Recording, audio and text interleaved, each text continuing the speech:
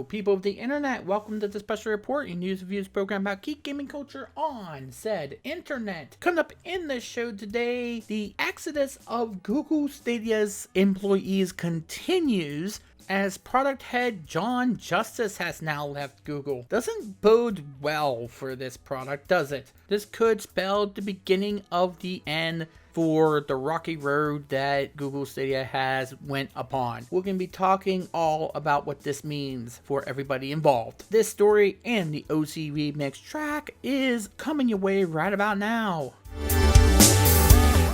In case you are not aware, the Google Stadia is still existing. Although we can't say that it's going to last for very much longer, as the Vice President and Head of Product at Stadia, John Justice, according to 9to5google.com, has left the company.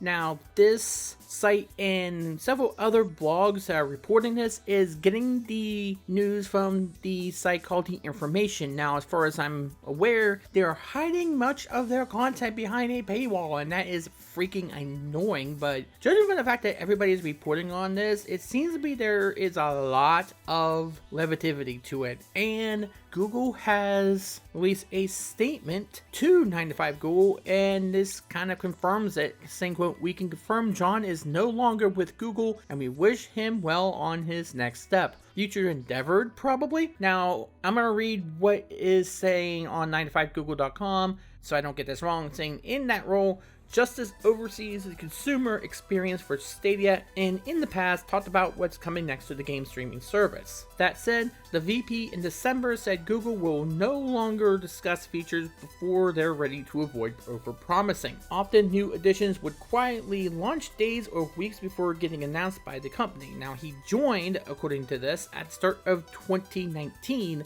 and like I said before, he has yet to update LinkedIn about his departure. Now, this guy was far from the first person who has left the ailing platform. 6 other staff members from the team have left the company and have all gone to the same studio, which would be Haven Studios, which Jade Raymond had formed earlier the year. Those guys are Sebastian Pohl and Corey May, former head of creative services and publishing, Jonathan Denkoff, Pierre-Marc Burbe, I hope I'm pronouncing that right, Erwin Lee Rosick, and Francis Denoncourt. And unfortunately, the source for that is the reset era. Oh god, why do we have to source that, PC Gamer? Although that probably is the only source that you could come up with. Why does it have to be reset era? Can we please stop using reset era as a be-all end-all? Can we please post news about this sort of thing somewhere else on the internet? Everybody knows reset era is one of the most toxic places on the internet because of the moderation and because everybody thinks the exact same way as they do about certain issues. Can we please, if you have a tidbit of information, post it somewhere other than reset era. It is not that hard. Reset era is not the only place you can go to post this stuff about gaming. If you stop doing that, if you place your news somewhere else that we can source so we don't have to go there, we'll send a direct message to Reset Era that we do not want that kind of site to be the only place to go for this kind of information. And it loses credibility just by being on Reset Era, period, dot, end of story. But from the way that this is handled and the way that this is being reported, it is more or less true that Jade Raymond has left, and so have all these other people, and now we have the product head, John Justice, leaving Stadia. Oh boy, if it is not dead before, it might be dead now. And if it's not dead now, then I'll be very surprised if it lasts much longer. If all these people are in fact leaving this Google Stadia service in order to join other companies, in order to say, okay, we're going to try to get off this ship while it's still sinking and while it's still on land before we hit the freaking iceberg, as if we haven't already, then perhaps we might save our skins and not have to worry about a department of a company that's not going to be there within the next couple of months or a month, if that. I would not blame them at all if they all jumped ship and they all got off while they still could. Because I'm going to be quite honest with you, if this is the case, this is probably going to be a whole bunch of more layoffs and probably say we don't need you anymore, or we're going to repurpose you somewhere else in the company. Google is a multi-million-dollar company, yet they could not handle this. Now, for those people who did not know anything about Stadia and missed all this, first of all, I do not blame you. Second of all, Google Stadia was supposed to be the all-cloud platform game system. And from the offset, it was a disastrous start. It was pretty much unfinished, and I'm one of the people who got on board with the YouTube thing. If you had YouTube Premium, then they were giving away free Stadias for a little while. You had to prove that you had the service. And by the way, YouTube Premium is an excellent service if you are worried about YouTube demonetization of your favorite content creator. That's the best way to get around it, because YouTube Premium gets around that. It pays your content creators for those clicks because they don't need to worry about ad revenue from it. They don't have to worry about all that. It's a great service anyway. I don't know why they lock background playing of videos behind that paywall, but maybe that's something that's valuable to people. Given that this was in an unfinished state, according to 9 to 5 Google, they just now rolled out searching for games. Think about that for a second. A multi-million-dollar company whose main goal was to be able to get you to search through several different websites. That was their bread and butter. They just added that into Stadia. That is asinine. That is absolutely unheard of that a company known to be a search engine couldn't get that in there till just now. And how long has it been out? About what? Maybe 5 months? Maybe more? They just discovered how to do that.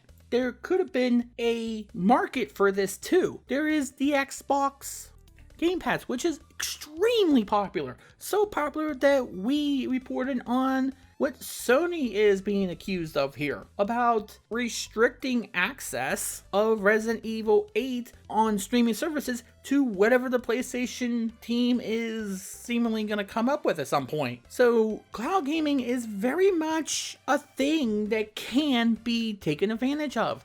And Google Stadia was in a very interesting position to do that. But from the outset, things went haywire. There are a lot of things I said when this thing first broke, when this thing first got announced. I believe I did a video on it. You can go watch that. I will put the title card up above right now if you want to watch that.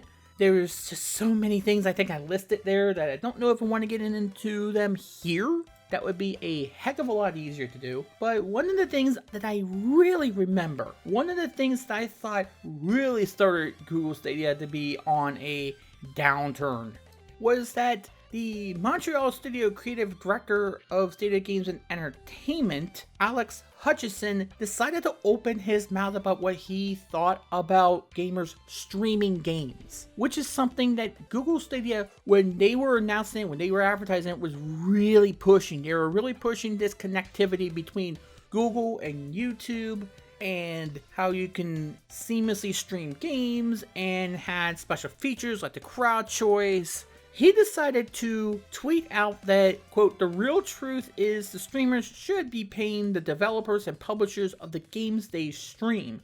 They should be buying a license like any real business and paying for the content they use." I want to go into how wrong that was to even go into that, given that Google Stadia was really pushing this, that the Stadia team was really pushing the service to be something you can seamlessly stream from, that this is a guy that was on that team, was one of the developers on that team, that Google had acquired Typhoon Studios, when there's already been a huge firestorm about how much of the content is our own, how much of the content is the game companies, and how the legality of all of this is so up in the air and no one's actually addressed it yet. When all of this is going on and companies have been known to try to censor people for giving their honest opinions about games, using the DMCA on YouTube in order to censor opinions, using that backdoor way because YouTube can't get in the middle of copyright infringement cases, so they use that as a method in order to censor people. After all of that, Alice is actually going to say that people have to pay to stream your game. I don't think I have to go much into detail about why that's so wrong. But the matter of it is that when you have people who can't be reeled in, who just say that kind of stuff, and it takes a statement from the heads of Google and Stadia to say, wait a minute, we have a very interesting dynamic and a very interesting relationship, a good relationship, and they should be cherished. You have a huge problem with leadership in that company to reel your developers in. And again, we don't see much in the way of actual calling someone out other than Jason Schreier, who didn't really do that much in order to say, hey, these people are helping you sell your product at no cost to you. They're buying the game and then playing the game. It is transformative work. And other people not only like the person playing the game, but they like the game itself enough to buy it. How dumb do you have to be in order to let these people run amok? And that was, to me, the beginning of the end there. But I don't think that was their only problem with people who didn't know when to just not say anything, or to just keep their opinions to themselves sometimes because it's damaging to a company. But to have all these features be missing too, and to have such a weird way in order to stream games, and now we hear that all of these people are starting to leave. This is the beginning of the end for Google Stadia. I would be very surprised if they last 2 months or more. Unless they have some kind of renaissance and they decide that we're going to hire new people who know how to right the ship, or we have a plan in place to be able to help this dying platform, because it's a very interesting idea and a very lucrative way of handling video games right now, because again, the Game Pass is something that people can get behind. They have gotten behind Game Pass. Again, so much so that Sony seems scared of it in a way. If you take into consideration their contract for Resident Evil 8 time exclusivity, whatever you want to call it. The market is there. The audience is there. And all Google had to do was to create a platform that everybody could get behind, and people who were proud of their features and would not try to alienate their audience like they were. Now, I do feel bad for the people who might be on the verge of not knowing if they're going to keep their jobs or not, or they're going to have to be restructured into another part of Google or not. They don't know what their futures are going to be, if they have a future there at all. They don't even know if Google Stadia is going to survive this whole exodus of people leaving the company. And there are ways maybe for Google to save the Google Stadia. Again, maybe hire people that know what they're doing. Because I have a Google Stadia. It took me a little bit of time in order to get things set up, and I haven't really played it that much yet. I'm not quite sure how everything works. The one thing though that I can say about the controller is that it really works as a PC controller. All I had to do was plug it in, and I'm suddenly playing PC games with this controller. This is about the best thing I think that comes out of it. You can use this as a PC controller, a very expensive PC controller, provided you had to actually pay for it and not get it off of the YouTube Premium deal that they had, that special thing they were trying to do in order to get more consoles into the home, which tells you a whole hell of a lot about what was going on with the Stadia. If they had to try to do that in order to expand their install base, something was wrong. Something was definitely wrong, and they knew something was wrong. But to be quite fair, it is a good PC controller, or at least so far from what I've done with it so far. So yeah, I'm very sad to see that this is on the verge of happening unless Google gets their act together extremely fast, and I don't see that happening. but we could have seen this coming. We really could have seen this coming a mile away. Cloud gaming is something that can be taken advantage of, and Microsoft has more or less proven that, but in order to get it right, you have to make sure you have all your ducks in a row and everybody working on the same page. Right now, it seemed as though Google Stadia did not really have that. So you see this happening. Hopefully everybody who right now is working for it can survive this exodus right now, and hopefully whatever happens, it is good for them and good for the company. And please, can we stop posting this kind of stuff on Reset Era? We need for messages to get through to Reset Era, and making that be the one place you post information like this, critical information like this, is not helping matters any. Unless you think Reset Era is fine and dandy and not toxic, which we really need to talk there. That will do it for the special report. Thank you as always for watching. Be sure to hit the subscribe button, ring the bell for more Geek Gaming culture, because as I posted a video not too long ago, YouTube's algorithm sucks. And it definitely sucks for me right now. That will definitely help to get you notified about latest videos and content. And also hit that like button and comment down below about what you thought about the episode. One thing about YouTube algorithm is that the more fan interaction we get, the better off the video will be.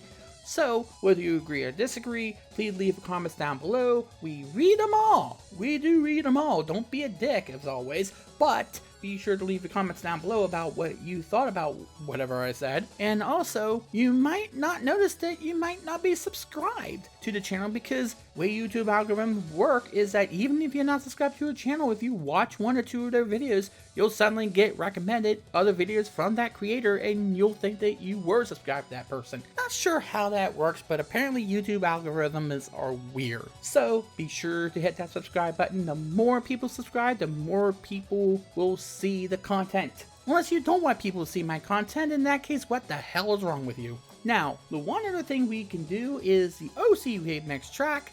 And seeing as how this might be a eulogy for the Google Stadia, maybe a little bit of calmer music that you can probably play doing a tribute video, how short it might be of the Google Stadia.